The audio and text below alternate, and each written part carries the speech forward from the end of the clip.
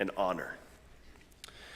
So getting back into Matthew 19, let's zero in on another part of Genesis that Jesus directly quoted.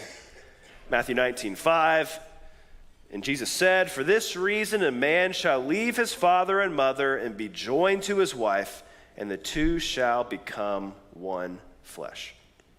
So we've examined the one flesh idea already. We're going to examine it again briefly. But before we get to that, let's actually back up a bit to events that preceded that statement in Genesis that are relevant.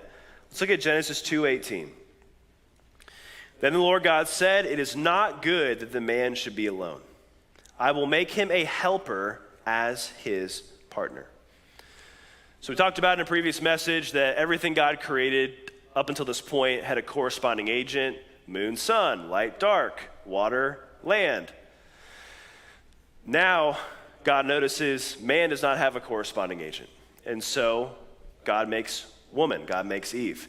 And she's called Adam's helper. Now, many read that Eve was a helper, and they immediately envision like a less important assistant.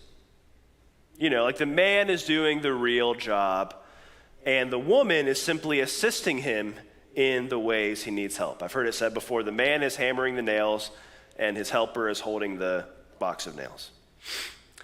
Contrary to that image, what you'll hear from biblical scholars who read Hebrew is that the Hebrew word for helper does not carry the same connotations that it does in English.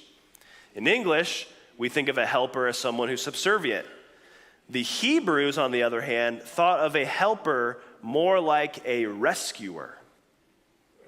So God made Adam a rescuer, which is why the word here, Ezer, is primarily used in the Old Testament of God helping Israel. God was the helper of Israel.